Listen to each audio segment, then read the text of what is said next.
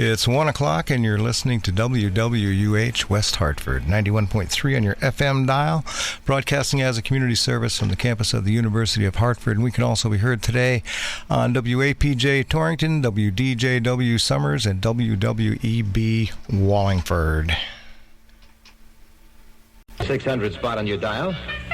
WICC, Bridgeport, Connecticut. I'm Bud Finch, and I'll be back right after Andy Carano's news. Next, over the sound of New Haven, WELI. Ladies and gentlemen, this is Bob Steele of WTIC Hartford, speaking to you from the Army's Bradley Field in central Connecticut, where 25 or 30 big four-engine bombers have arrived in the past hour or so. More are coming in all the time. The latest news from the WTHT Hartford Times newsroom. In town Hartford, we bring you Hartford Speaks, transcribed. I'm Bob Maurer. Here's Una King. Well, you bright little spring boy, you're anticipating it a little bit, aren't you? That's number 83, everybody, at WDRC, our Dickie Robinson Countdown Show. As we check out the top 100 records for 1967. The Ken Griffin Show. WPOP. From high atop Radio Mountain at 95.7, this is WBMI Hartford, Meriden. My name is Dan Bloom. Connecticut Radio Memories, a series chronicling the first 6 decades of Connecticut's radio stations, as told by the people behind the microphones and behind the scenes. Episode 1, Doolittle's Dream and Parker's Promise, the story of Connecticut's oldest radio station. During the first 2 decades of the 20th century, radio was in its infancy and was primarily for point-to-point communications that transmitted messages between 2 people. Government, the military, scientific experimenters, and shipping companies were using radio, but ordinary people didn't have radios. It wasn't until the early 1920s that the concept of broadcasting, sending entertainment and information out to vast numbers of people in their homes, came into being. Once this idea started, companies and individuals all over the country set up radio stations to promote their businesses, and Connecticut was no exception to this trend. There were several that were among the first, WAAQ in Greenwich, which was owned by the New England Motor Sales Company.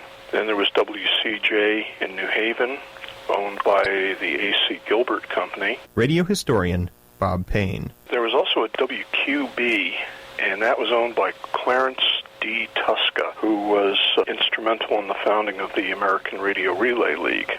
There was a WGAH in New Haven, WDAK in Hartford, owned by the Hartford Current. During the 1970s, a caller to WTIC's Dick Bertel show recalled WDAK. I distinctly remember WDAK. Yeah? In fact, I was in that studio. And it was located in the current building on State Street. Mm-hmm. And it had the transmitting antenna on the roof, and it could be seen from the street. It was a circular thing with, say, about 4 or 5 wires around it, strung between 2 poles on the roof. The University of Connecticut, which was then the Connecticut Agricultural College, had WCAC from the 20s up until around 1935-36 when they turned in their license. The only station prior to 1925 that's still operating is WPAJ in New Haven, and that later became WDRC. Franklin Doolittle put the radio station on the air. Former WDRC Vice President and General Manager Wayne Mulligan. In 1922, down in New Haven. That was, of course, the AM station. Right. Well, he was born in 1893. Franklin Doolittle's son, John Doolittle. He was born in New Haven, grew up in a family which I judge was musically oriented. I know at one point his father made a violin, and his sister became a piano teacher, and so he was always interested in sound. And as a young boy, obviously having the brain to do it, he was very interested in making things, and the development of early radio with Marconi and so on had been coming along, and I guess it interested him greatly, and he started tinkering and so on. The interesting thing about Franklin Malcolm Doolittle is that he was an innovator, a pioneer in a really young industry, radio broadcasting. Radio historian Ed Bruder. You have to remember that his training included stints as a ship-to-shore operator. When he went to Yale, he spent summers as a radio operator on transatlantic liners or commercial ships. He was a Morse code operator, sending messages back from the pilot to the ports, telling them when they'd be in, on what day, and how much cargo they were carrying. My mother related this to me in her final years, that when she had been going out with my father, she wanted to kind of check up on him, and so she asked somebody that knew him what he was like, and the answer she got back was that he was a dreamer who made his dreams come true. And he was one of these folks who saw the commercial potential in using the radio airwaves with spoken voice and other entertainment type of medium in order to communicate with vast numbers of people instead of using them as very limited, targeted communication outlets. But of course, Doolittle didn't have any more idea where commercial radio was going in 1922 when he started his station in New Haven than anybody else did at that time. At first, it was called WPAJ. WPAJ, which was operated in the back of a radio electronics store that he operated in New Haven. I know it went to 2 or 3 locations before it moved into the Hotel Taft. And in 1925, the call letters were changed to WDRC, standing for the Doolittle Radio Corporation. So all the while he's in New Haven operating and was affiliated with National Broadcasting Company at one point in time. At the time, the networks were very big players because a lot of programming came from the network. On an average day, perhaps 60 to 70% of the station's total programming output would have come from the network, and the remaining 30 or 40% came from the local station. CBS did not have an affiliate in the Hartford-Springfield market. And frankly, they saw it as a more lucrative market, and that's where they wanted an outlet than New Haven, because New Haven really, in some senses, was a suburb of New York where there was a CBS affiliate. So around 1930, he picked up and moved and went to Hartford. So Doolittle was very easily talked into moving his station to Hartford because he could serve the Hartford-Springfield market from that point and become the CBS affiliate, which would be a lucrative thing for both the network and for his station. They moved into 11 Asylum Street, which later was where WCCC operated out of. I don't know if it was the same floor and studios, but they stayed there for about 6 years before they moved to 750 Main Street. And as they say, the rest is history. Former WDRC announcer Lonnie Jarev. The programming was, a lot of it was live. WDRC also had a string ensemble. Former WDRC announcer Jack Lenhoff. Composed of members of the Hartford Symphony Orchestra. Joe Bloom, whose son has been a communications attorney, Dan Bloom. My father, Joseph Bloom, who was a violinist, actually, was a very historic person. Dan Bloom. He played for the band that opened the Bushnell. He played in the band that put WTIC AM on the air, and he was a charter member of the Hartford Symphony, and he also used to say he also played at the opening of the Hartford Civic Center, Roof 1 and Roof 2. He played also at WDRC. He was the orchestra leader there. Keep in mind, of course, that at this time, it was not allowed to play phonograph recordings on the air. James C. Petrillo, the powerhouse president of the Musicians Union, would not allow it, so all the radio stations had to have studio orchestras and bands. In addition to WDRC AM, Doolittle was a pioneer in FM broadcasting and built the first FM station in Connecticut. The Doolittle Radio Corporation, the DRC folks, had been experimenting with FM broadcasting as early as 1939. Mr. Doolittle, as I say, was a very shy man, but a brilliant man. He was a brilliant engineer. And surrounded himself with professionals. Italo Martino. Marty Martino was his chief engineer. And Doolittle was very friendly with Armstrong, who, of course, invented and created FM. He and Armstrong developed radar. Of course, led to FM, of which he was very proud. And what happened was that Armstrong talked Doolittle into putting up a 2,000-watt FM station transmitter on Meriden Mountain. I was invited to come. I was working on a boat. He had a yacht, and the name of the yacht was the Decibel. DECIBEL, which is audio measurement. It was owned by the owner of WDRC and going to Hilliard College at the time. Stanley Peer. And he approached me and wanted to know if I'd like to try radio engineering. And so I got into radio business that way. The studios at that time were at 750 Main Street in Hartford. Both FM and AM were there. And then the transmitters, of course, were in Bloomfield and Meriden Mountain. And you had to have a technician on duty at both locations in those days. They weren't operated by remote control as they are today. And I was a radio engineer at the studio, and I did some work at the FM station when it was being installed on Meriden Mountain at the time, with Martino and Armstrong were involved in the installation over there. Armstrong at one point visited Meriden Mountain where the FM transmitter is located. He was there at the time. I was only 20 years old. I was just around there helping with some of the wiring that I didn't know too much about. They told me what to do, and I was doing it.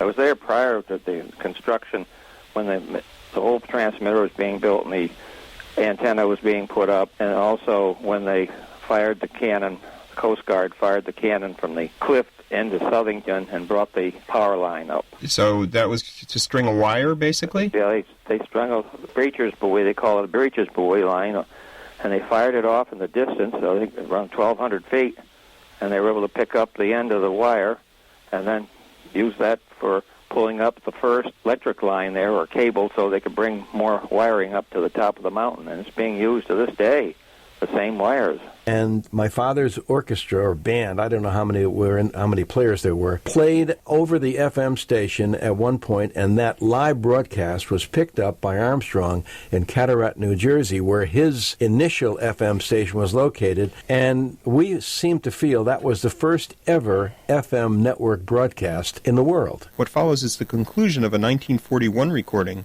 of one of Armstrong and Doolittle's FM radio tests that involved the Meriden Mountains site. And I just want to thank the boys on Mount Washington, Mac at Paxton, John Denny at Meriden, and the boys at Alpine. And to say that the next time that we do this, I think we can have added in a few added innovations, which I'd like to talk over with you, Paul, out at Columbus. All right, then it's a date. When we get back, we'll do it again, and with the innovations that I mentioned. All right, good night, everybody. Good night from Boston. Good night, Major. This is the Mount Washington. And good night from Paxton. Good night from Meriden. Because that's when their first station, W1XPW, signed on. And over the years, the station evolved. It became W65H. Then in 1943, it became WDRC FM. At different times, it broadcast at 94.3 megahertz and later at 93.7. As the CBS Radio Network's Hartford affiliate, WDRC was a local station that on October 30th, 1938, broadcast Orson Welles and the Mercury Theater's radio adaptation of The War of the Worlds. All around the country, panicked listeners phoned police, newspapers, and radio stations to find out what was going on. Phone calls even came into radio stations that weren't even broadcasting the play, including Hartford's WTHT, just down the street from WDRC. WTHT engineer Al Cohen remembers. I was on duty in the control room that night when Orson Welles did The War of the Worlds. A bulletin is handed me. Martian cylinders are falling all over the country. One outside of Buffalo, one in Chicago. That switchboard just lit up. We just couldn't get to the phones fast enough. As soon as you hung up on one, there's another one. Yeah, no, ma'am, it's only a play. It's not so. The men from Mars are not here. That's only Orson Welles. And we just repeated that over and over again. I don't know how many phone calls we had. We had loads. There were probably only a couple of us on duty at night, and so we were pretty busy little boys. Though the 1938 Martian radio invasion was fake, real war came to the airwaves only a few years later. Yesterday, December 7th, 1941, a date which will live in infamy.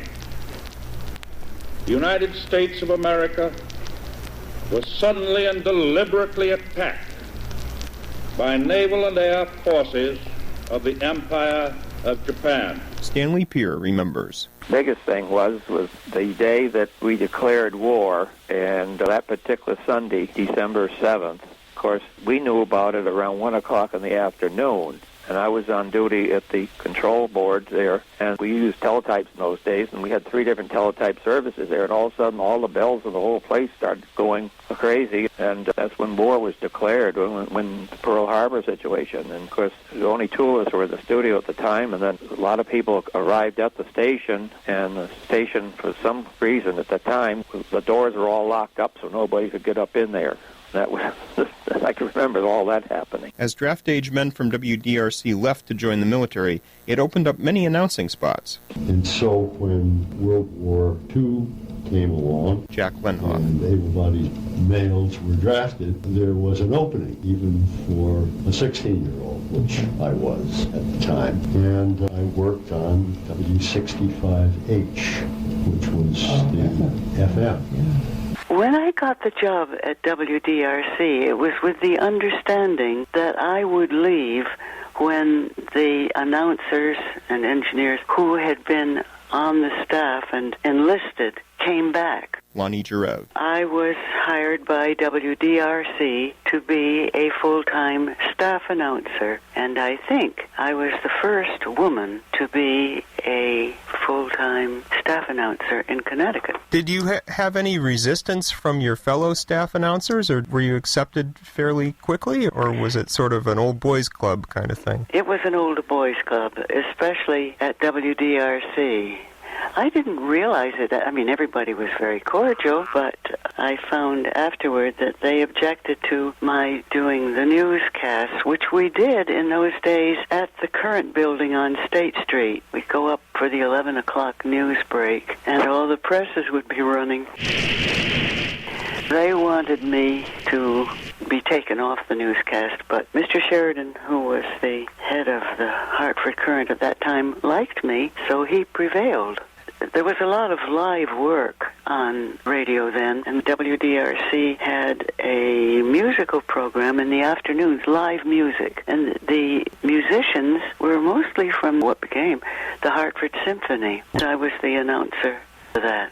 Jack Zeman, who was a well-known Hartford Current reporter, and I had some tie-in with WDRC. He had a show there every evening from the Hartford Current, and he was a political writer, and we did remote programs with Jack Zeman down in the Marble Pillar, which was down on the side of the circle there, just underneath the side of the 750 Main Street. Good afternoon, everyone. This is Larry Colton speaking from the Marble Pillar on Central Row in downtown Hartford, where Bill Sheehan and I are about to bring you by wire recorder another session of Main Street Hartford, sponsored today by A.C. Peterson Farms. So here is Bill Sheehan.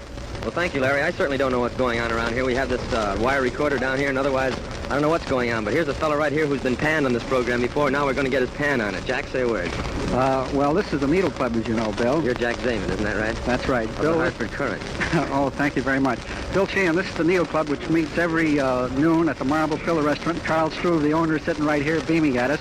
So this is the group that meets every day to needle each other, Bill. Oh, I see, Jack. Have all these fellows appeared on your program? Well, a lot of them have. We've had Needle Club sessions, you know, every once in a while at the Scola's restaurant. But this is the luncheon meeting. We just give each other the business every day. Why don't you speak to Carl Struve, the owner of the establishment, and see how he likes it. He's sitting right here.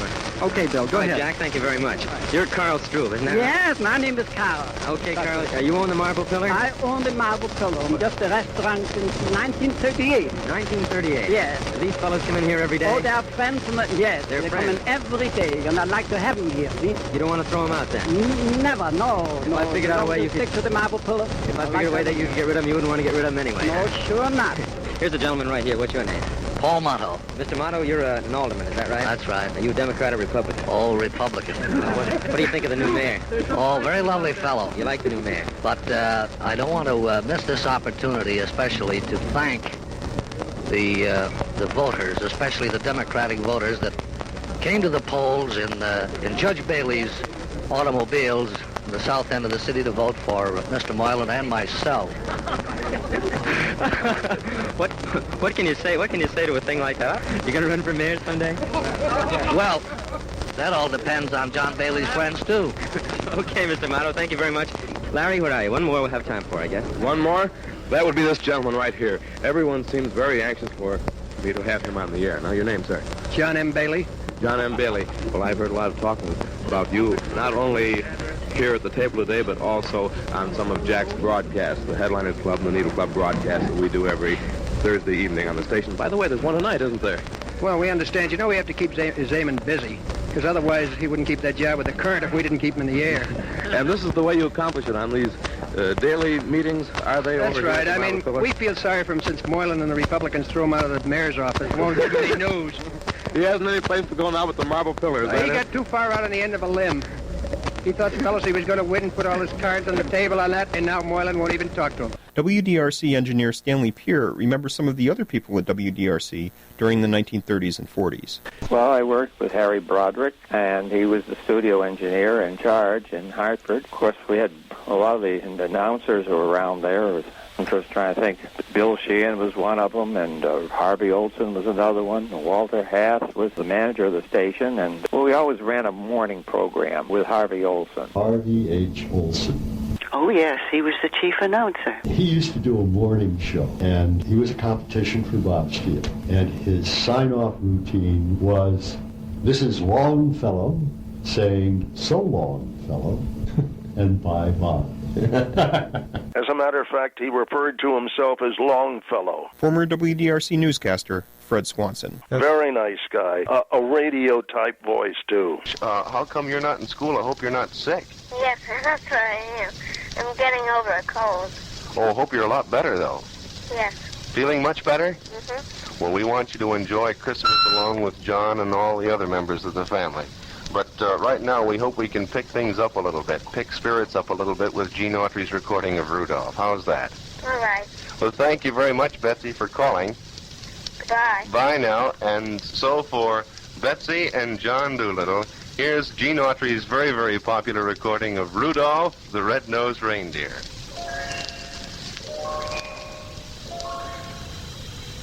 But, Harvey was program director there, and prior to that, chief announcer. Well, chief announcer, but also he was what they referred to as the first program director. The second program director was Charlie Parker. Charlie Parker was there. Charlie Parker was a dear. In fact, he and I started at WDRC on the same day. Yes. Oh, Charlie and his wife, I was very fond of them. He grew up, loved radio, went into World War II when I think he was like maybe only 17. I don't even know if he's 18 yet. Charlie Parker's son, Steve Parker. And after he got out of the Navy, World War II was still on, and he was looking for a job and was walking around downtown Hartford. I think he had looked for a job at the actually, maybe a tobacco store or something. He was just trying to find work. And he'd always loved radio. And he saw WDRC. It was up at 750 Main Street then. And he called upstairs to see if he could have a tour of the radio station. Because he was a radio man in the Navy, too. He knew all the, he used to be able to fly through the points of the compass. And he could do Morse code and all this stuff. We were always amazed as kids how he could, do all these neat radio things. But he really wanted to see the radio station. They gave him a tour and offered him a job on the spot. And the funny thing was, the woman who actually opened the door for him and answered the phone was my mom. Well, it comes time now for MOTR to serenade two grand people, Patty Welch and Charlie Parker, who today announced their engagement. Congratulations, Patty and Charlie. Thank you very much, Larry. They fell in love there and got married and had my sister and I. What, are we going to have a whole mob in here? Come on in, girls. Come on in. Yeah. Here's Harvey Olson, Mr. Haas, and Nikki Nickerson, Betty Kelly, Rosemary Mansworth, Joy Woodall, Fine. Gene Presley. Marty, what are you doing in here? You never on Earth with a visit. Oh, Jimmy, Jim, Harry, Fine. Eleanor Howard, Barbara McGowan. Say, this is a regular party, and I'm the only one that's got any cake. Where's the couch? Well, they've all gobbled their cake down already, Larry. I just rushed in with that so that you wouldn't starve to death. Way ahead of me, huh? So, Patty, it occurred to me that no longer will I be able to call Charlie Parker the Pearl Street Caballero. Now, you watch that, Larry. You watch that. Well, it's certainly swell anyway, and I want to wish you two people the best of everything. And here's a little serenade for you. Thank you very much, Larry, and thanks to everybody else. Thanks, Larry. Thanks. And I know you both like the same tune, and it's Artie Shaw's All the Things You Are.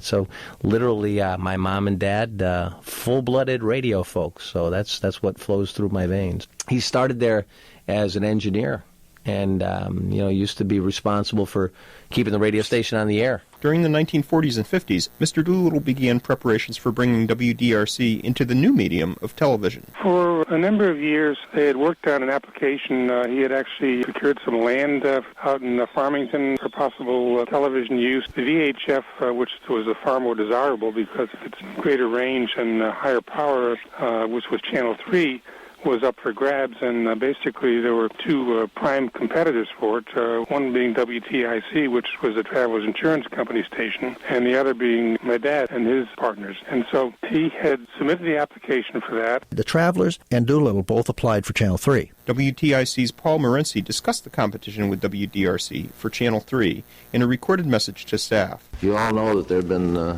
some activities going on in the past week, and probably you've heard a great many rumors concerning them. And it's in order to give you all the information we can before it is publicly announced that I call this meeting. And I imagine that those who are not here will be able to hear it later from a tape recording or something. It might be as easy as any way to read to you the press release, which will be issued for publication tomorrow morning, newspapers, and tonight on our 6 p.m. news. So in a very short time, this will be public news. This is the release which will be in tomorrow's Current in a fashion which they may or may not follow. In a joint announcement made yesterday, Monday, Franklin M. Doolittle, President of WDRC, and Paul W. Morency, Vice President and General Manager of WTIC, stated that their respective organizations have concluded an agreement which will join their radio and television activities in the event that WTIC's television application is granted by the Federal Communications Commission. Both organizations have been applicants for a TV station on Channel 3 in Hartford. The plan provides for the withdrawal by the Connecticut Broadcasting Company, DRC, of its application for a TV station and for a joint effort with WTIC to obtain a favorable decision on the application of the Travelers Broadcasting Service Corporation for a television station. And the Travelers bought him out, and they bought him out by giving him stock. So that's what happened. That's where he ended up. He got stock, got Travelers stock, which made him, in a roundabout way, it made him an owner of that broadcast facility. Right. And at that time, he couldn't do that, so therefore he had to divest DRC. Right. First to be sold off was WDRC FM, which had never been profitable for Doolittle.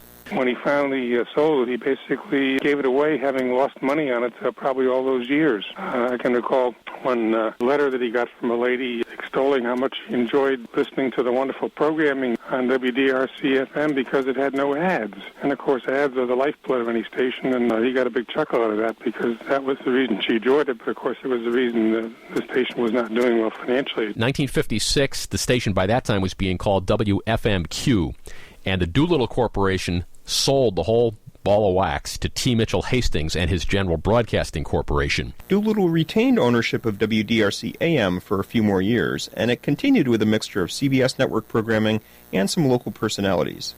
A guy on WDRC, Bill Hennessy. Russ Naughton, was doing the morning show over there. This is the On Patrol, and we'll be from now till 5 minutes of 7 with music on record along with the time, temperature, weather forecast, news headlines, and baseball results. Hartford Wholesale Market Report. Herman Goodstein is in the control room this morning, mixing the grids and the biases and playing the records. And this is Russ Naughton in here in the padded cell. Are you all set, boy? Well, let's really arouse them this morning. Let's shake them right off the mattress with Nat King Cole and This Can't Be Love. That's for sure. DRC, the late 50s and early 60s. Rusty Potts. You had Cal Colby. He was on the afternoon. He was called the Colonel. Morning teams that had Reese and King. Back to the Reese and King show with Jerry Bishop sitting in for Kenny, who is still in bed, sick. And we'll be here until 10 o'clock, so you stay with us. We have all kinds of music for you. The WDRC Spotlight song, These Things I Offer You by the Playmates. 6:30 before 8, WDRC time. Well, here we are. We're talking. The thing's playing there. It's not playing. Everything is quiet except me. I'm talking not loud now, and now we're going to play a little thing, right? We'll play 1, 2, 3 with a playing go. There you are. What? There goes Benny the Beeper. That's for our Bucks for Beep sound here at WDRC, the Reese and King Show. That failed. They had Bacon and Faye. That failed. Finally, in 1959, Doolittle sold WDRC to two executives from WNEW Radio in New York, Buckley and Jager. And that was when he sold it to Buckley Jager. In 59, when Buckley Jaeger went to buy it, they went to Doolittle and said, look, we want an FM, so you got to apply. We want you to apply for a new FM frequency. So he did. He applied for 102.9 and got 102.9, which is where it is today. So they took it over. It was a CBS radio outlet at the time. Which at the time still carried some network programming. Jerry Bishop. Like Arthur Godfrey and Gunsmoke and a few of those other things. DRC had been a basic CBS station. Jim Raynor. Oh, you had a couple of the daytime serials. Arthur Godfrey was there. Things of that nature. Of course, CBS News. That was, of course, the time when television was just taking everything over. Radio was struggling to find its voice, and disc jockeys became very prominent. Music was really the thing. Charlie was an engineer originally at WDRC. He happened to have a natural talent for being a heck of a good announcer, but he didn't do that. He was the program director of DRC, and he knew that the programming tastes were changing, but nobody knew what direction to go in. So Charlie, in his infinite intelligence, decided to shop around to other markets of the country to see what was happening that was making radio so different. And what it was rock and roll. DRC made the decision to heck with CBS, we're going to go local independent, and we'll see what we can do in creating a new audience. And they did very successfully. He actually was the one who made the decision to flip WDRC into a rock and roll station. And then it was August 18th of 1960 when they changed it over to a top 40 type format. We went rock, top 40. The biggest day of the year is nearly here. Everything's coming up roses. Everything's coming up music, news, fun on Radio 1 starting Thursday, August 18th.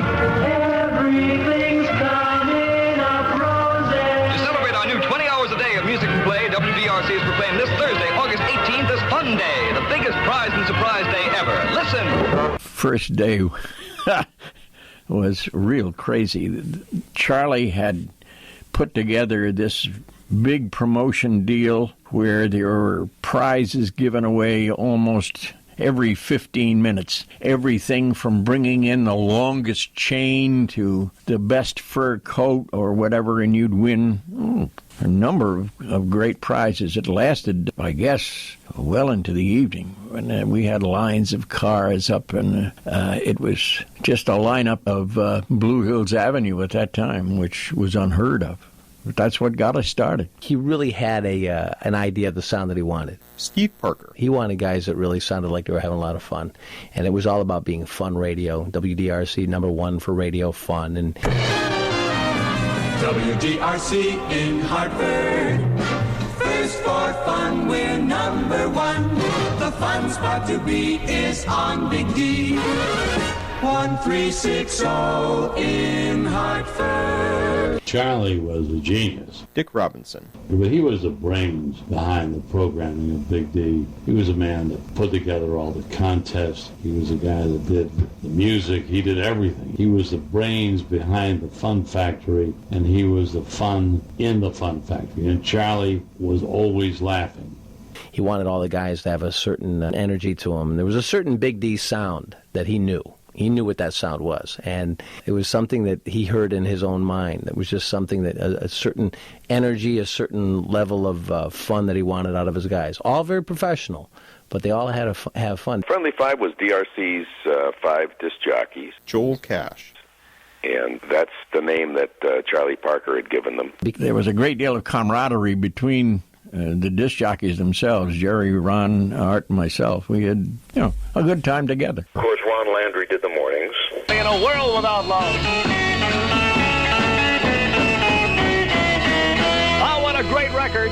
24 minutes after 8, WDRC Fun Time on the live and lively Ron Landry Show. What's wrong? Why aren't you so happy? Why aren't you happy? You should be happy. I got some real bad news today. I sent my son to a very strict military camp for the summer. Is that right? I just got a letter back from the commandant of the camp, and my son was caught stealing jam, and they had a court-martial, and they shot him.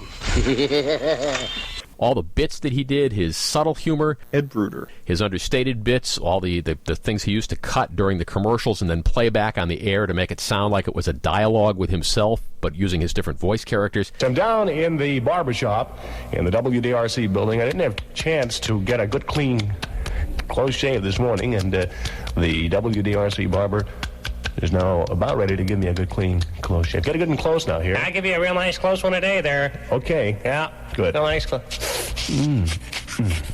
That's good. You must have, when's your shave last? Yesterday morning. You got a nice beard on here. We can cut that real good and close, sir. Yeah, good. Oh, boy. How's that feel? The razor's good. Razor good and sharp. What? Well, what happened? What happened? What happened? What happened? What happened? What happened? Oh, boy. What happened? Hey, What happened? What happened? Don't get excited. What happened? Don't get excited. Come on, what Everything's happened? under control. Don't get excited. What control? What? I have to run down to the drugstore for just a minute or two, and whatever you do, don't wiggle your left ear. That was way above and beyond what most morning shows did. Inventive genius is I think, a good phrase for what Ron was able to do. And he seemed to do these things so easily. I would like to say just one thing at this time, folks. There are very few people in this world today who are perfect. However, this morning, Wayne Mulligan, our engineer, has hit that certain degree of perfection that will get him the Ron Landry Award for 64. Everything, without a doubt, that he has done this morning has been perfectly wrong. No. Yes? How in the world can anybody make so many mistakes in so little time? No. It isn't easy.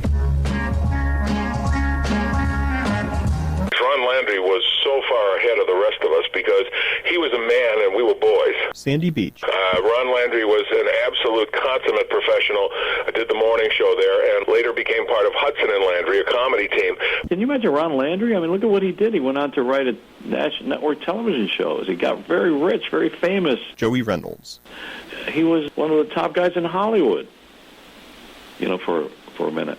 He went to California and started writing for a lot of sitcoms out there, and we just lost him a few years ago. He was a great guy. Had Art Johnson, AJ at midday. Art was a little more sophisticated, perhaps, in his approach to radio. Jim Raynor. When I came to DRC in 1959, Art was there, and of course, being basic CBS, and it was more of the old radio announcer type deals, and Art had grown up in that atmosphere and projected that, but did very, very well. He had a marvelous speaking voice. And checking the WDRC mailbag, let's take a look here. The WSCS of the West Granby Methodist Church will sponsor a baked ham supper in the parish house on Thursday, September the 28th, from 5 p.m. to 7 p.m. Now, the tickets are $1.50 for adults, children under 12, 75 cents. It was very, very smooth on the air and, generally brought a sense of stability sometimes to our hilarity. Jim Raynor.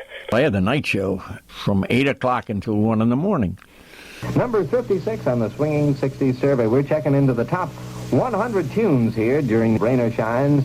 Started at 8. We'll be on the air all night long with WDRC after we finish the Swinging Six.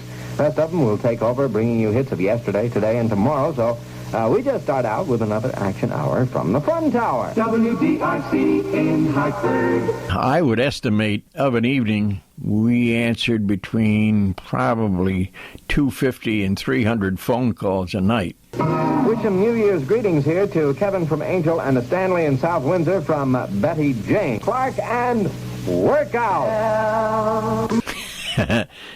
I think a big burr under the saddle of Sinet at that time, the Southern New England Telephone Company. They were up at the office almost every day complaining that we blew their circuits. And it was quite possible. Yeah. But station manager would pat him on the back and say, well, we'll try to be good. But he knew deep down in his heart that wasn't about to happen. The more phone calls there were, the better it was. We can't forget the Raynor bird. Former WDRC sales executive Mike Drexler. It was Jim Raynor, had this character, the Raynor bird. I had a sidekick named the Raynor bird. He was a 400-pound canary, an invention, but we had a contest to name the Raynor bird. Lance was his name, I do believe. Yeah. How's the crowd down there, Lance? Yeah. Huh? Yes, that sounds real wild, Lance. Don't fall off. Yeah, see you a little bit later, baby. All right. I sound like they're having a good time there. Yeah, he always gets me nervous when he, gets up to that height. And, oh, my goodness. He keeps swaying back and forth, which is a real wild. He does that anyway, but on the top of buildings, it looks real wild. He drinks heavily. A lot of water, you know. Charlie Parker had allowed us so much latitude in doing that. We came up with it, and then Charlie said, fine, let's go with it. And he had such an inventive mind that, you know, if you said something that he really liked, he could take to heart, and he just ran with it all the way, give you all the latitude you wanted. And that was what was so great about him. Jerry Bishop. Here we go, the sound of Mr. Bobby Gregg, something called a Jam Part 1, all right? With our fun word game, we continue on the Bishop Show, and we have placed our call to Mrs. Roland Crane of 44 Benton Lane, that rhymes, of Glastonbury. Mrs. Crane, how are you today? Fine, thank you. Are you all set to win some money? Try. You gave me a rough word. Okay, now the word, of course, is paint. And what do you think of when you hear the word paint? Rough. I mean, I think of a house when I think of paint. Is that going to be your answer? Mm-hmm. Okay, you think of house. Now let's listen and see what the story is. You can open up the envelope, and if the word that you have thought of is the same that's contained in the envelope, you'll win yourself $1. Okay, I'm sorry. The answer is brush. Paint and brush. Well, listen, thank you very much for sending your card in, Mrs. Crane. But don't worry, we might call you again because that's how the game works. Thank you for calling. And thank you very much for sending the card. Well, it was very exciting because everything was very new at the time. Jerry Bishop. And it wasn't just the Hartford area. We had, sometimes you went on the air, and we had 50% of the audience in the Hartford, Springfield, New Britain area. And it was very exciting because it was like the music a lot more simpler at the time. And we had the record hops, and we had a bunch of things going and promotions, and just generally it was a very exciting station to be on. Art left, Jim Nettleton came, and was there most of the time that I was there. Then Jerry left, and a guy by the name, he had a stage name of Long John. Long John Wade was one of the giants of WDRC in the early to mid-1960s. My love. The WDRC Spotlight song for this week on the Long John Wade Monday Show for 4/13/64. Rick Nelson singing his brand new one, The Very Thought of You, at 22 minutes before 7 o'clock. WDRC Fun Time. A lot of people discount the role that he played with the Beatles in making them popular, but as he wrote to me in his later years before he passed away, he actually was one of the instrumental folks in getting the Beatles popular in those secondary markets like Hartford and like Cleveland. They were the markets where record companies really wanted to check the sales barometer. They wanted to see what was selling. And Capitol Records knew that when the Beatles started selling in Hartford that they had a hit for other national markets. Long John Wade helped that, certainly through playing the records on his afternoon show at DRC. But when he went on tour with the Beatles... This is Paul McCartney, your resident DJ and newscaster, reporting from the hotel bedroom of the Beatles in New York. Show me your papers. I've got with me now a famous man who you've probably never heard of, John Wade. I know you don't really want to listen to him, because he's a load of rubbish, really. But here he is, sitting around giggling. Long John Wade, by the way, we sent on the first Beatles tour all across the country. He was on the plane with the Beatles touring the country and did call-ins and really cemented our relationship with the Beatles with DRC. It was just huge for DRC. He really could have been called the fifth Beatle, even though a lot of people say that Murray the K in New York was the fifth Beatle. Murray never traveled with the Beatles for an extended period like Long John did. He took over Jerry's spot, and then I left. And Dick Robinson came in and took my place. Dick Robinson, Dick Robinson, Dick Robinson.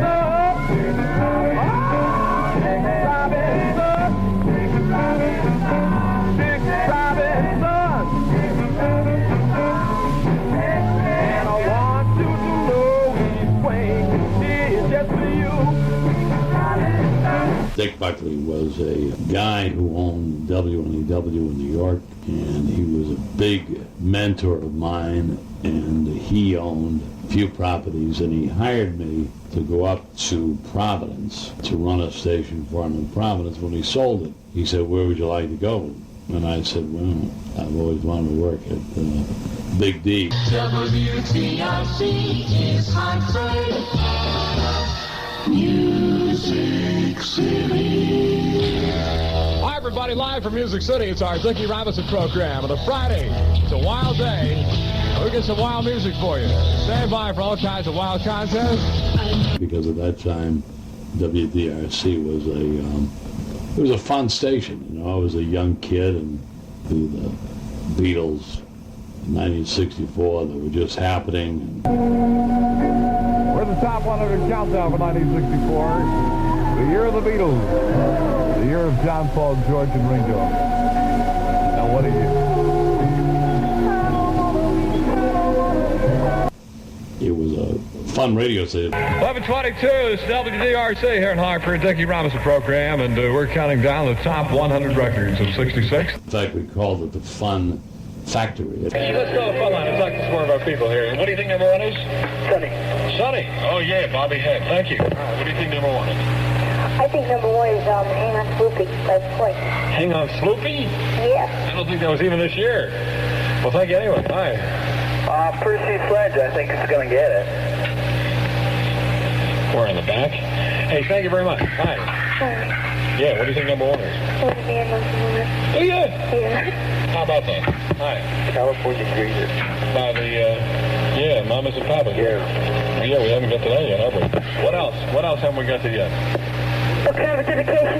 Dedication? Number 4, everybody, those are the Monkeys. A big day in Hartford. Okay, what do you think number one's going to be?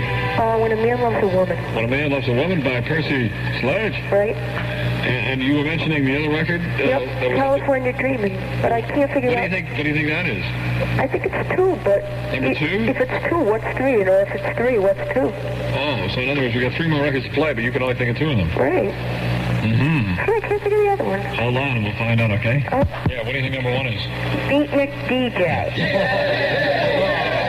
Yes, sir, folks. And for those who don't remember that, let's not even go into that, right? Who do you think's number 1? I think it's California Dreaming. Do you? Yeah. I say it's number 3. Mamas and Papas here, California Dreaming. Strictly by Bertha Porter, they were chosen, and the way she did it was the way you should do it. You should play the records throughout the year. You call all the record stores. You found out what they were selling, how many they sold. And week after week after week, she would keep a tally of not records she liked, but how many were selling. And if they sold records, then they became number 1 for the week, number 1 for the month, number 3 for the month.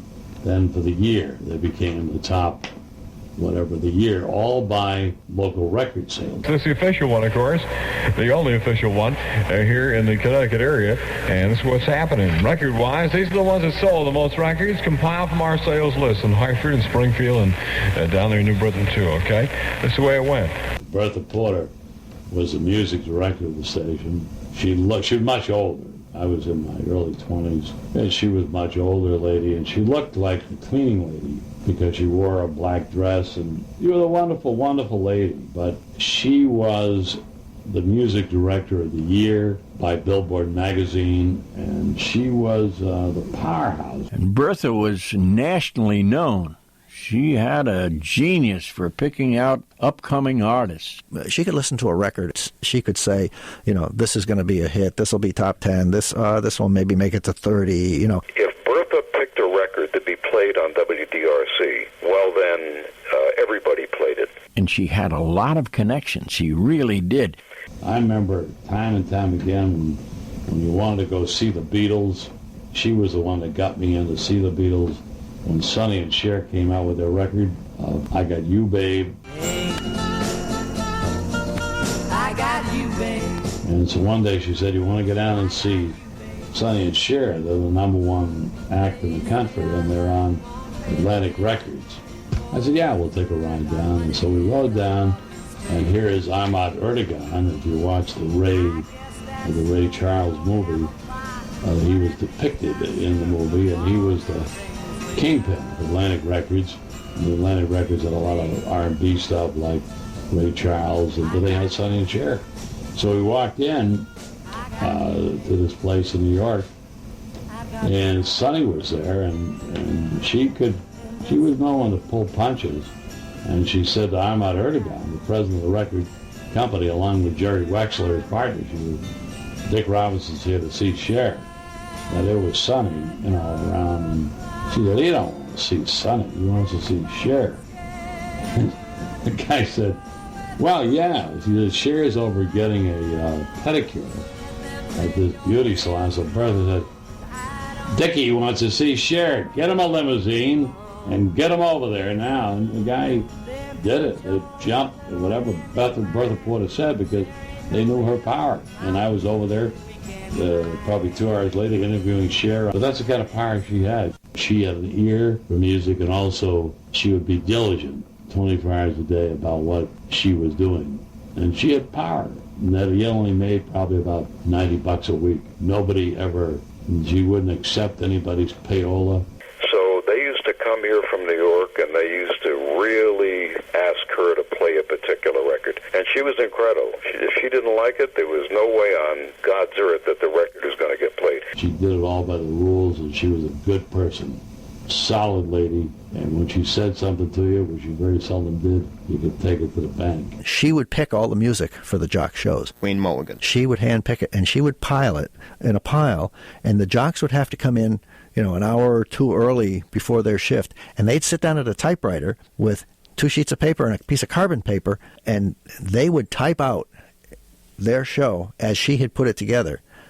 And then she would have a copy of it, and they would have a copy of it, and they would go on the air. And you'd better believe if they didn't play the music that she had picked for them in the order that she'd picked for them, that there was hell to pay when she got to. By the time she walked the 20 feet from her office to that studio. One time I decided that I would kind of customize the music list because I didn't really want to play what she had written down. She actually came in, and there were witnesses to this. I think Robinson was there when it happened. She came in and started, while I'm on the air, beating me with her handbag. I mean, only Bertha Porter would do something like that. Hey, Bertha, let me ask you something. Let me ask you one question. If you were a teacher and some kid came in after a 7-day vacation and he said to you, the kid was very nice. He came up to you and said, gee, I don't have my term paper because my dog ate it. Would you bite for that one? Or? You know I'm tough. No. You wouldn't? You have to produce the paper. You'd have to produce it? Oh, yes. Well, you aren't very fair. That's not right. I think that's fair. I mean... Would you go for any excuse at all? No. No. All I want is a term paper. Get her out of here, will you? WDRC. Hartford took the lead in a lot of things. Back then, Hartford was also a leading test market for new products. If a manufacturer, Procter & Gamble, came out with a new soap or something, oftentimes they would bring it out in Hartford first as a test market. So Hartford was a very important market for a lot of different things.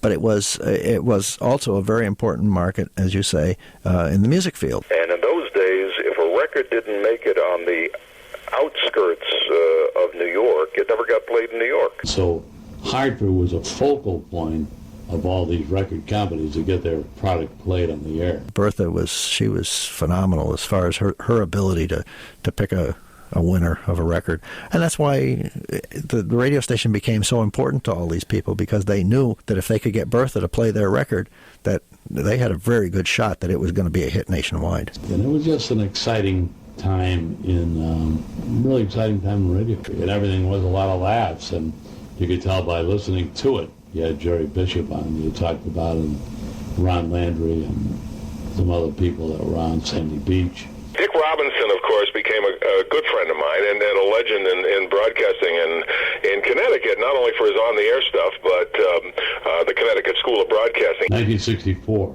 we opened the Connecticut School of Broadcasting, and I owned it 100%. So we opened the school, and I had the studios in the Hotel America, but also used the Big D as the studios that were in Bloomfield as a place to... and the reason I did it is because I've been in broadcasting so long, and you couldn't find people who were taught what broadcasting was all about. They all thought they were going to make hundreds and hundreds of dollars at a time when people were being paid $47.50 a week on all the records you could steal. He was the best man at my wedding, and Dick and I got along very, very well, and he was on the staff and did a great job promotionally for the station on the air and later in the business side of it. It was a lot of fun. They were all great personalities, and some of them still are.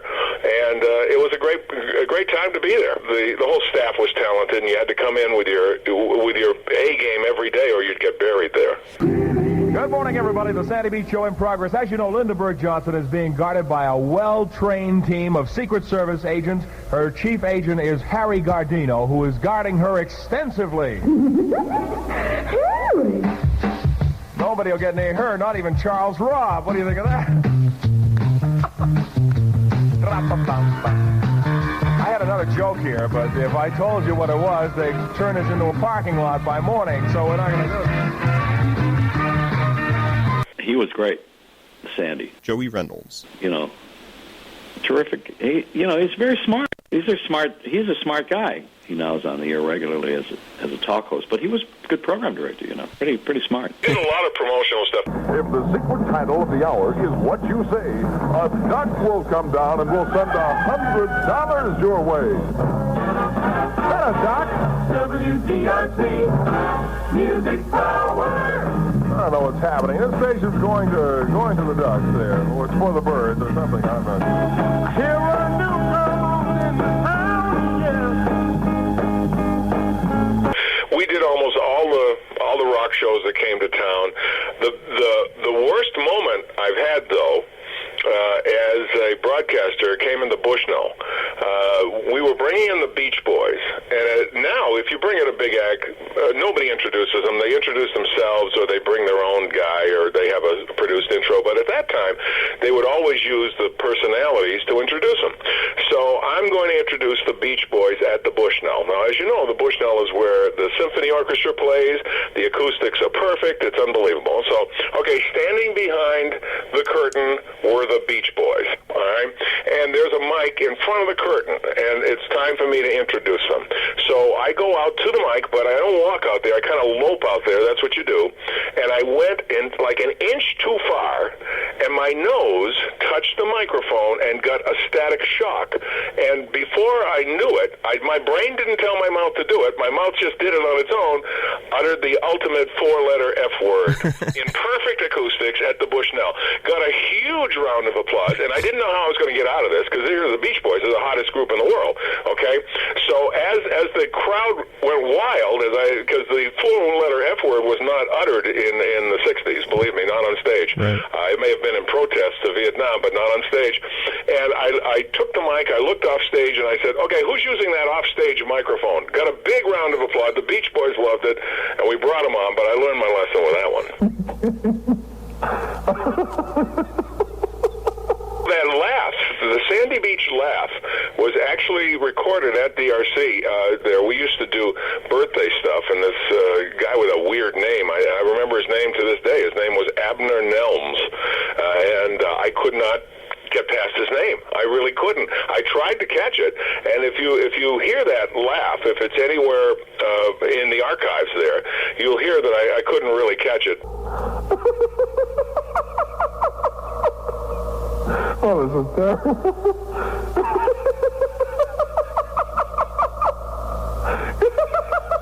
Get this, Williams Ford has two Shelby Cobra Mustangs to go to Connecticut Dragway, and imagine what those cars are worth today. And Joey and I I got pictures of Joey and I. We went to Connecticut Dragway and we raced them. And it's really a lot of fun when you're racing somebody else's car. Because it's somebody else's car. But Joey was my idol. He's one of the reasons I got into radio. He's a consummate professional. And I said, well, I'm just being funny, Well, who is Bob Hope to rank out the world? What do you mean, who am I? We all know who I am. Who am I? Oh, there we go. Joey Reynolds. Oh, is that awful? Wait a minute. In Hartford, the hit of the day.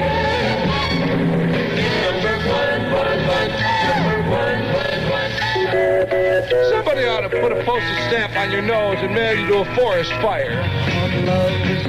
Joey Reynolds did not start his career in Hartford, Ed Bruder, but he did spend a couple of years, actually about a year and a few months, early in the 60s, working at POP as their night guy.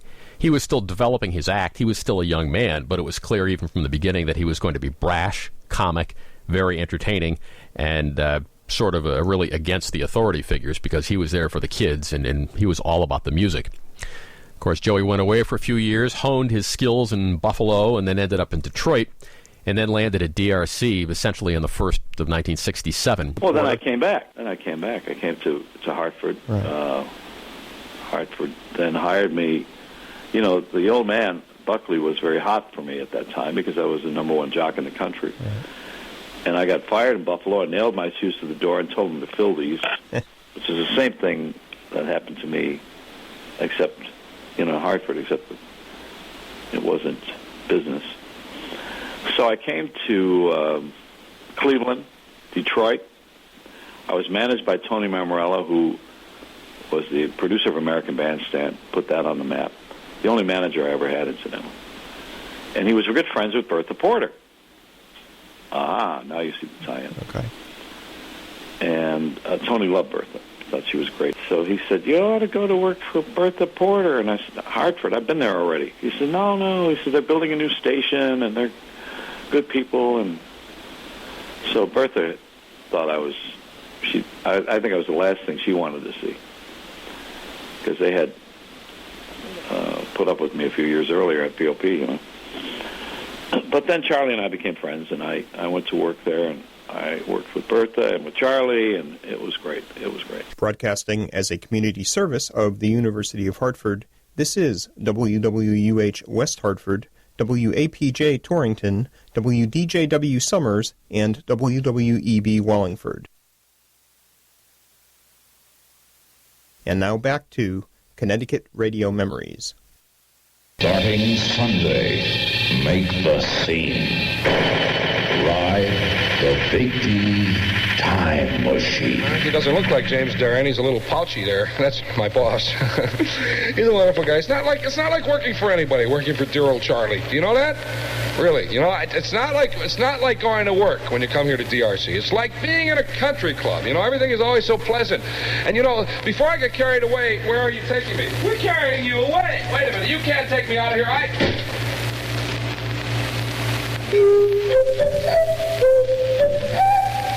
I'm back. That's what I love about radio. See, it's imagination, right? He actually sat on the bench a couple of times for things that he did. He got suspended once for the elevator situation, where he supposedly got stuck in an elevator at 750 Main Street. Well, yeah, you know that WDRC was across from the cemetery on Blue Hills Avenue in Bloomfield. So one of the managers, Bill Crawford, was never happy to have a less than radio station. Now, don't forget, we're the number one station in Connecticut, beating the shit out of everybody. And TIC was Travelers Insurance Company at that time. And they were downtown. They were in that beautiful building, and we're sitting in this a bunker out in the fields. So it was Crawford's desire to one day be uptown. And he convinced old man Buckley to have a 100-year lease on this building downtown. It was a heritage building. And they built a studio in the shape of a D, which I never got. I thought it was funny because how would you know it's in the shape of a D except if you saw it from the top from a helicopter? I mean, nobody knew it was shaped like a D. Yeah.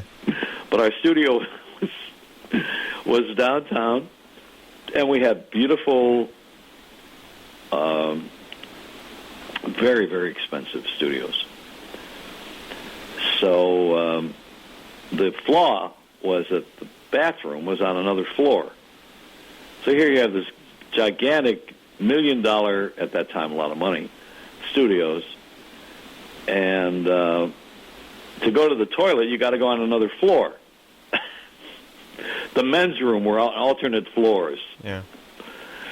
So I had to get in the elevator to go to the men's room. And I guess I got stuck with the record was playing, not stuck like the other one, but I was late because the elevator didn't work. So they after a couple of records, they were yelling out at me, and they put the wire down, the microphone, so I did the show from the elevator. And it was funny, so I kept it going. That was what that was about.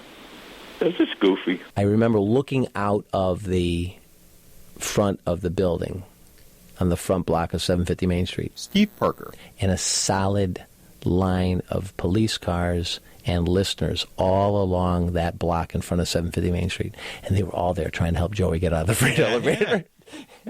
And the police coming up to the radio station, and my father going, "I'm not here." So here I'm sitting stuck in an elevator doing the show because I went to the can. You know, it was all about bringing the audience in and having fun. I'm gonna wait till the midnight hour till my love comes tumbling down. There was another time when he played In the Midnight Hour, and they just kept the record stuck in the groove in a pre-planned stunt. I'm gonna take you, girl, and hold you. Do all the things that I told. In the midnight, in the midnight, in the midnight, in the midnight, in the midnight. One of those days we had needles on the turntable on the records, and the record, we had an engineer behind the booth, you know, and things stuck in the midnight. I thought it was funny.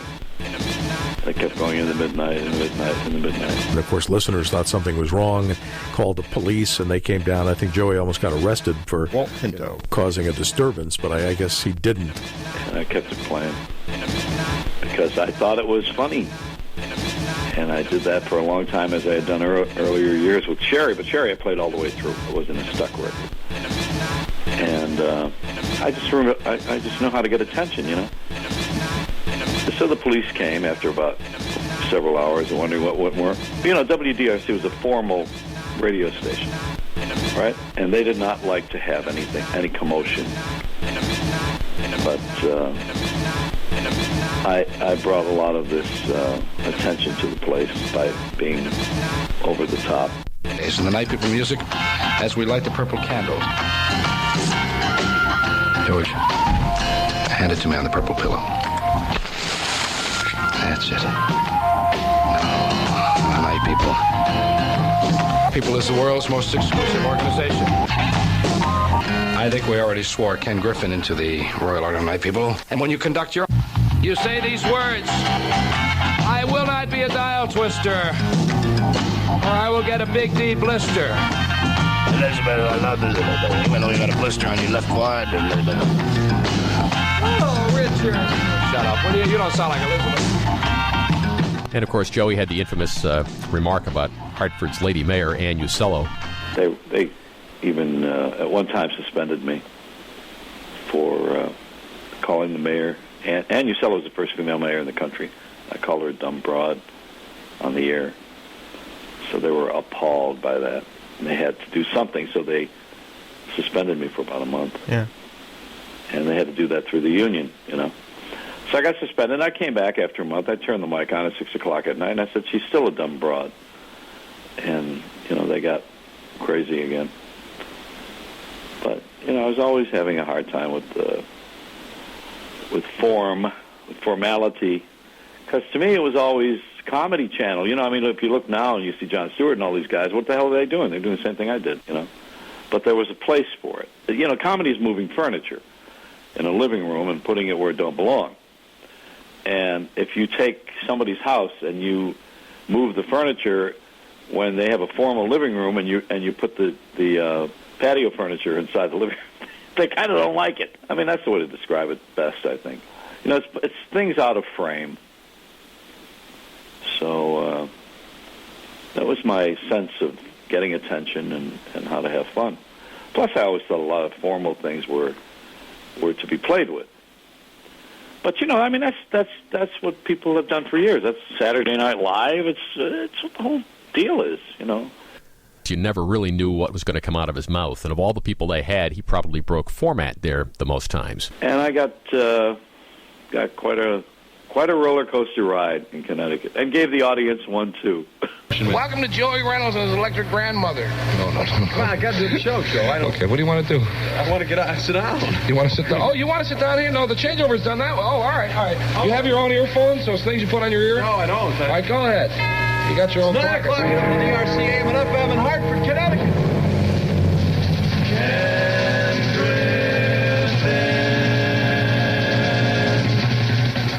Is That's it, right? Oh, no, I got to end my show before you do that. Will you wait a minute? Now let's do it all over again and rehearse it. We got it right, Paul. Now, I'm sitting in the chair here, see? And Ken's going to come in as I say, ladies and gentlemen, we'll see you again tomorrow between 6 for the Joey Reynolds Show. Until then, remember to write to me if you want to marry me. Joey Reynolds, WDRC, Hartford, Connecticut.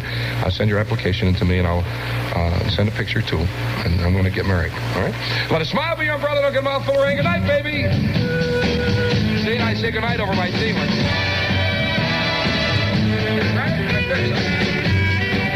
I do it like this, I say. See you tomorrow between 6 for the Joey Reynolds Show. Until then, let a smile be your umbrella and don't get a mouthful of rain.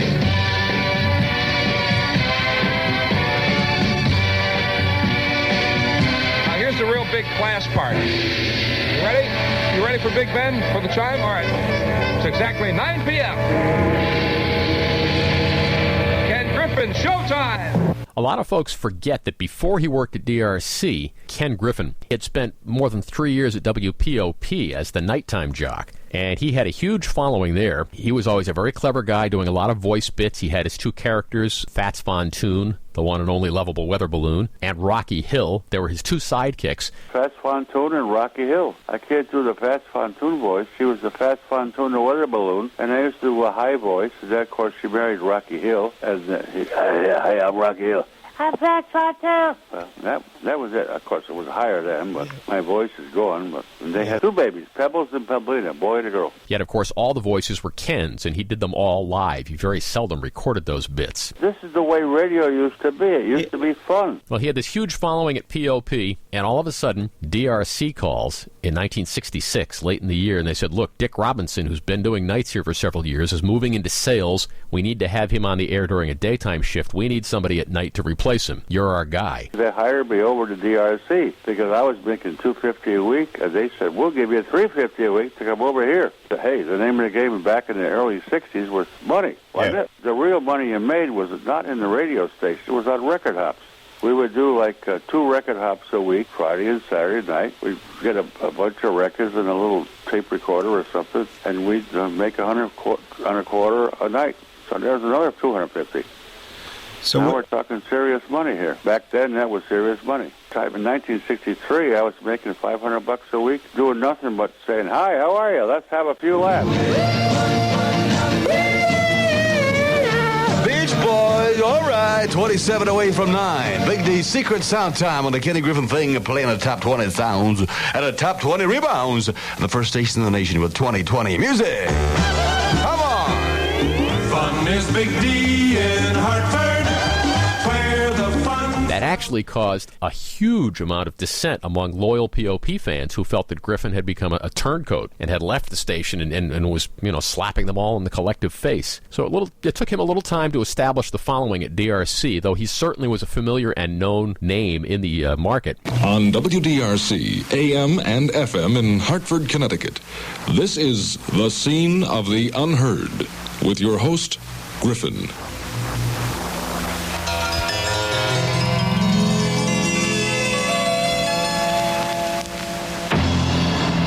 Yes, with me, Scene of the Unheard. Yeah, well, it was back in the mid-'60s when that kind of music came in. Rock and roll was going out, and this new stuff was coming in. And we had AM and FM became the new thing. And they had unheard heavy metal and goofy music. It wasn't any more dip, dip, dip, dip, dip, dip stuff. It was serious music. So we called it the Scene of the Unheard. And that's what we did. We did that for about 6 months. And that's all. What can I tell you? That was the beginning of FM. Yeah, and you used the name Griffin then. The only reason I had the name Griffin is because when I got my first job, my name was Joe Mulhall, and they said, we can't... Joe what? I said, Mulhall. Mule Hill? Mud Hill? How do we say... You can't go on the radio with a name like Mulhall. I said, well, all right. Call me whatever you want to call me. Well, I don't care. No, but I just used the name Griffin because a friend of mine was named Ken Griffin, and I said, do you mind if I use your name on the radio? He said, no problem. So I did. And he went on to do nights at DRC for another 4.5 years.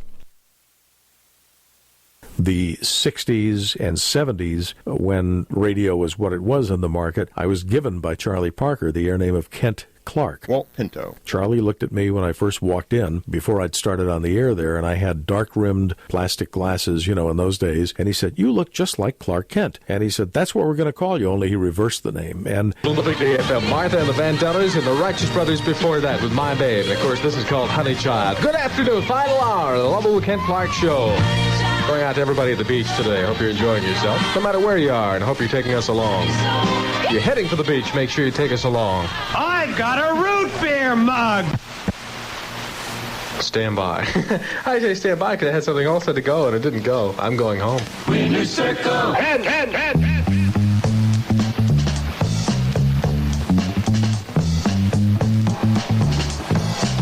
think I'll go to the beach. I think it's so good now that people are finally getting together. I really wasn't thrilled about having an air name, but in those days, everybody had air names because you had to have something catchy. Today, reality is the big thing, but I mean, Sandy Beach was an air name, but, Ken Griffin's name is not his real name. Almost everybody else there. Don Wade was his real name, but an awful lot of people, used phony names in those days. Sandy Beach, when he was in Springfield, was Jack Diamond, I think it was. So I, for that period of time, used the Kent Clark name that Charlie gave me, and then when I left DRC in 1970 to go to work for Dick Robinson, as a matter of fact, at the broadcasting school. I ran that for 4 years, and I still did some part-time work. I told Charlie when I left that if he ever got into trouble or needed somebody and couldn't find a replacement, to let me know, and if I could do it, I'd do some shows. So I did quite a few shows, usually on the FM in the evening up there, because that's the only time I really could get away. But I still used, of course, the Kent Clark name because people remembered it, and they still remember it today. It's amazing.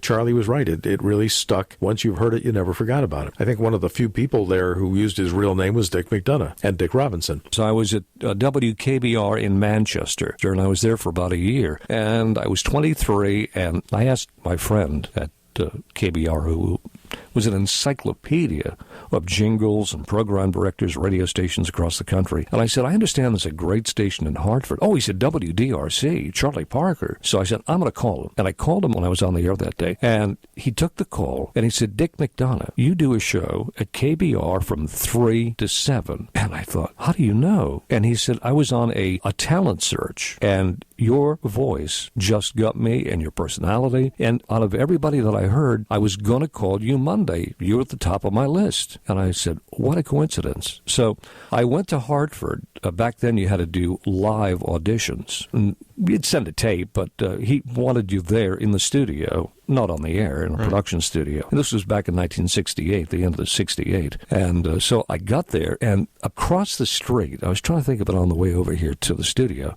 I think it was the White Castle that was where the Gold Building is now and has been for years, but it was a hamburger place a lot of old-timers will remember, across from the Travelers Building at 750 Main, where we were, 15th floor. And there was a guy holding a waitress hostage with a shotgun. And, of course, Charlie was busy, and Walt Dibble, the late Walt Dibble, God rest his soul, and I think it was about 5 or 6 full-time news people at that station. It was a real radio station, full-service AM and top 40. And so he said, Dick, he said, I'm sorry, I can't audition you today. We're just too crazy here. Kind of like Gnarls Barkley. Crazy. And so I said, okay, Mr. Parker. So I had to drive all the way back to Manchester, New Hampshire, which was forever, do my show, made an appointment to come back. He heard the audition. Mr. Buckley, not Rick Buckley Jr., but his dad, Richard Buckley Sr., who was a wonderful radio guy. He owned NEW in New York. And so he listened to my tape, and so he said, Charlie, I like him, but it's up to you. He said, I want him. So that's how it started. Fun is Big D in Hartford, where the fun sound is. And the Dick McDonough Show. Today night in Hartford, onto your ears. Countdown Extra. Medley at 2, Aquarius, and let some sunshine in. Back then we did a lot of live spots. And we were talking after every song back then, after every record, and they were like 2.5, 3 minutes. So it was a lot of work to doing a 4-hour show. And giving away every top 20 hit we play. This is number 20. And I'll take the 20th call for blood, sweat, and tears. So it wasn't the days of music sweeps. And back then it was just unbelievable DRC. We were downtown. We were after which is American Federation of TV and Radio Artists, SAG, Screen Actors Guild, and you had to be a member to work at that radio station. We were in a fishbowl. We were all glass everywhere, and we had a guy that was hired, especially this old Italian guy, and was a sweetheart of a man. And he would go around and just wash the windows all day, the glass, because there were so many tours. It was big time. Of course, we've had Brad on in the morning forever. He started with us in April of 1977, and yes, he was doing music. And I just loved radio, always did, always loved radio. And so Charlie Parker said to me, did you ever think about doing some radio for us? So he said, we've gone through a lot of morning people. And I said, oh, look, I'll give it a shot. And I did, and been there ever since. I auditioned. I'll never forget it. It was on the day before Easter. And I came and practiced on Easter Sunday because they said, we're going to give you a shot. And I'll tell you, it was tough because you had to spin your own records, you had to, and everything. But I caught on, made a lot of mistakes. Here's a couple of favorites of mine, Marilyn McCoo and Billy Davis Jr. This is all about your love. It is 27 after 6. My name's Brad Davis. Nice to be with you here at Big D. Back on the radio.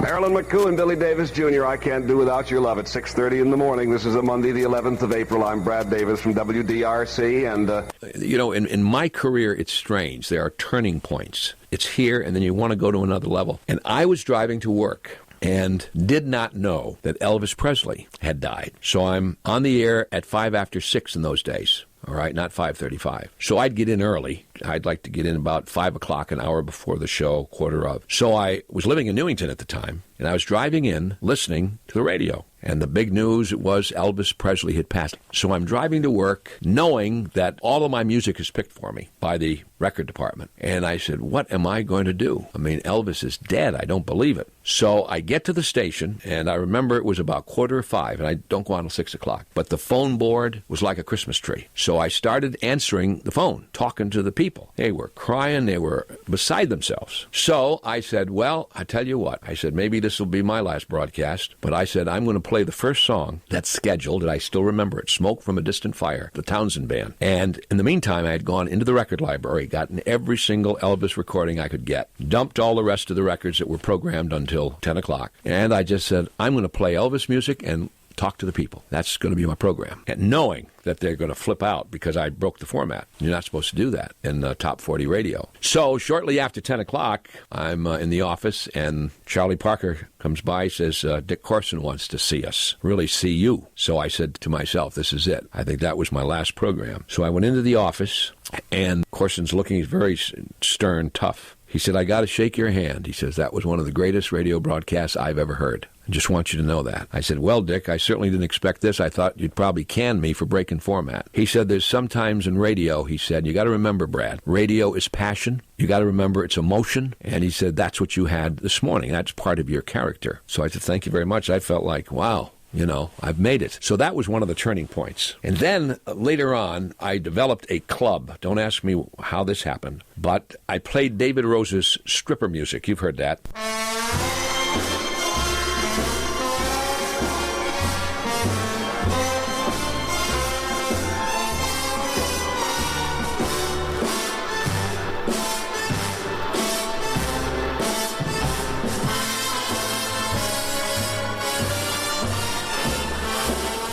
And so I developed what I call the Brad Davis Squeaky Clean Club.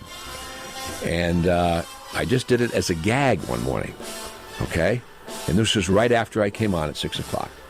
I said, any ladies out there like to take a shower? I'll wash your back for you this morning. And the phones lit up. I mean, I didn't think anybody... And I'd push up.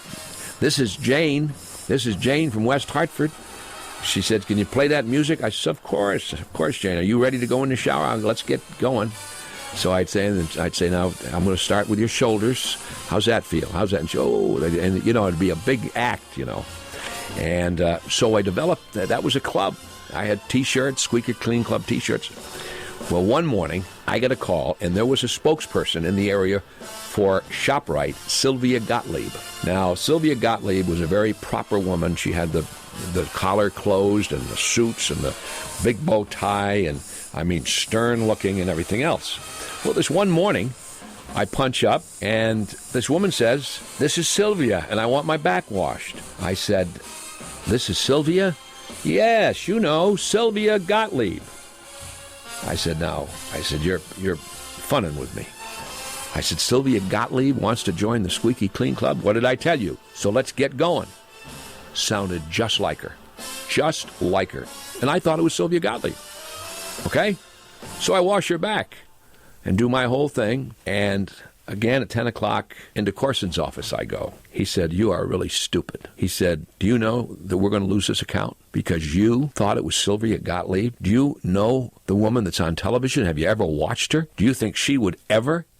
Somebody did an excellent imitation. He said, I do admit that. But he said, look what you jeopardized. He said, I want you to do something right here in front of Charlie Parker and myself. I want you on the speakerphone to call up that woman and apologize. I said, okay, and he had the number. And I called up, asked for Sylvia Gottlieb. Who is this? It's Brad Davis. Could you please tell her that I'm on the line? Hello, this is Sylvia. I said, Sylvia, this is Brad Davis. And I said, I'm in Dick Corson's office, and Charlie Parker is with us, too, our program director. And I want to apologize for this morning. Somebody sounded just like you and imitated you in my Squeaky Clean Club shower. She said, Brad, nobody imitated me. That was the most wonderful backwash I have ever had in my life.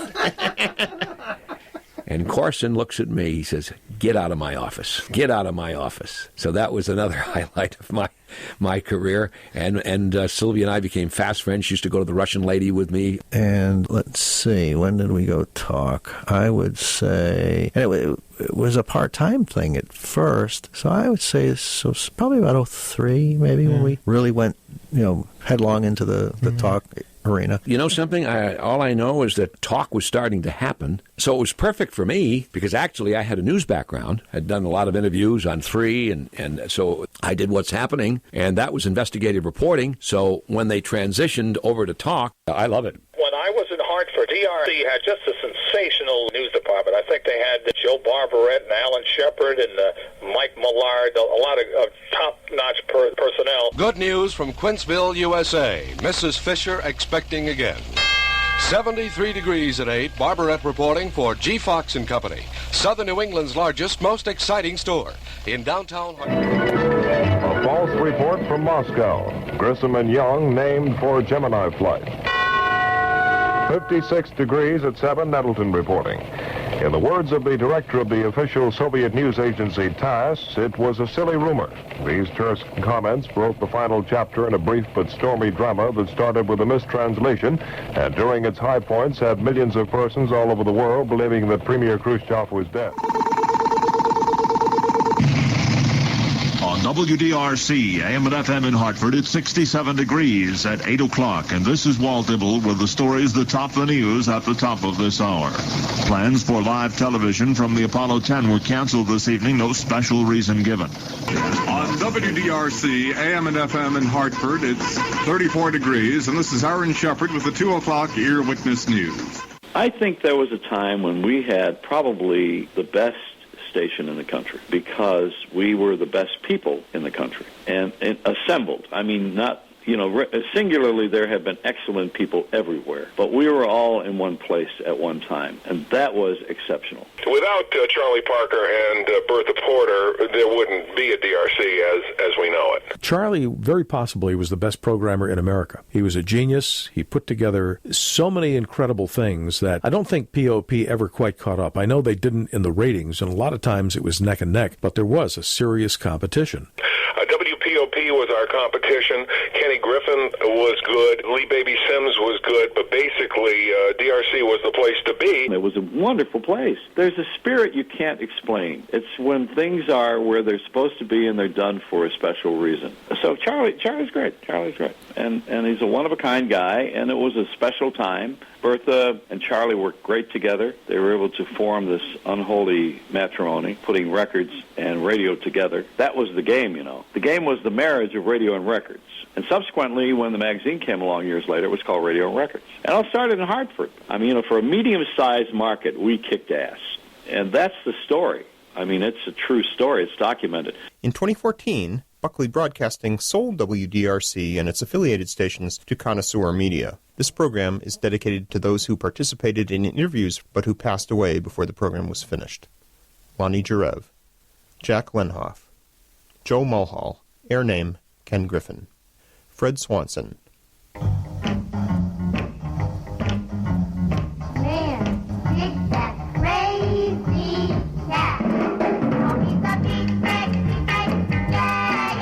You've been listening to Connecticut Radio Memories, Episode 1. This program was produced and edited by Brandon Camp. Thanks to everyone who participated in interviews for this series, including those whose comments didn't make it to air. Interviews were edited for time, continuity, and clarity. Special thanks to WTIC News Talk 1080 and CBS Radio for allowing us to use archival audio, and to Jeff Hugebon, the chief engineer of WTIC, who is also curator of their archives. Special thanks to David Kaplan, webmaster of the WTIC alumni website. This series would not have been possible without the air check collectors and other people and organizations who had the foresight to save air checks, jingles, or theme songs, and who shared them with us, including Ed Bruder from manfrommars.com and WDRCOBG.com, Rick Kelly of Northeast Air Checks, Jeff Hugebon, Dick Bertel, David Kaplan, Dick Robinson, Tracy Carman. We want to send a shout-out to Bill Hennessy and the bunch of old broadcasters who meet monthly to hear the Hartford Jazz Orchestra play at the Arch Street Tavern.